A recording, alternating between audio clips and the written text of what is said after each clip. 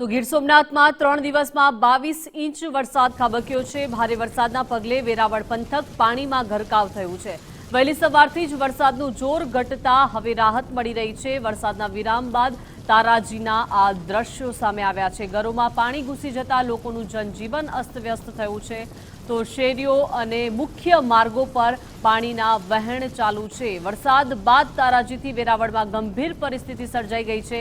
ગીર સોમનાથથી ગુજરાત ફર્સ્ટનો આ ground zero report, જેમાં જોઈ શકાય છે લોકો પાણીમાંથી પસાર થઈ રહ્યા છે। ઘૂંટણ સમા પાણી અહીંયા ભરાઈ ગયા છે। આખો વિસ્તાર જળમગ્ન થઈ ગયો છે અને વરસાદ સતત 3 દિવસથી ખાબક્યો। 22 ઇંચ વરસાદ ખાબક્યો। જે પાણી આ ભૂગર્ભ ગટરના લેતી પણ નથી ને બીજો ખાડો પણ બંધ થઈ ગયો છે। જે આ પાણી એમાં સોર્સ ભેગું થતું હતું એમાં શું છે, અહીંયા કંઈક મકાનનું બને છે આવાસ યોજના, એના લીધે આ ખાડા બંધ કરી દીધા ને પહેલાના લોકોએ આયોજન વગર ગટર કરી નથી।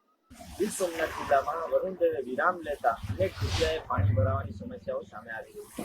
આપ જે દ્રશ્યમાં જોઈ રહ્યા છો તે વેરાવળ સિવિલ હોસ્પિટલનો મુખ્ય રોડ છે અને આ વિસ્તારની અંદર હજી પણ લોકોના ઘરોમાં પાણી છે તે જોવા મળી રહ્યું છે। વેરાવળમાં 22 ઇંચ જેટલો વરસાદ ખાબકતા તમામ વિસ્તારો છે તે તરબામ હતા। ત્યારે આજે આપ જે દ્રશ્ય જોઈ રહ્યા છો તે સિવિલ હોસ્પિટલની એકદમ નજીકનો વિસ્તાર છે, જ્યાં હજુ પણ ઘૂંટણસમા પાણી રોડ ઉપર અને સ્થાનિક લોકોના ઘરોમાં જોવા મળી રહ્યા છે। છેલ્લા 12 કલાક જેવું વીતવા છતાં પણ પાલિકા દ્વારા આ વિસ્તારની અંદરથી પાણીના નિકાલ માટે કોઈ કાર્યવાહી કરવામાં નથી આવી તેવા સ્થાનિક લોકો આક્ષેપો કરી રહ્યા છે।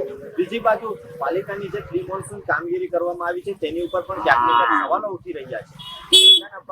ગુજરાત ફર્સ્ટ, ગીર સોમનાથ।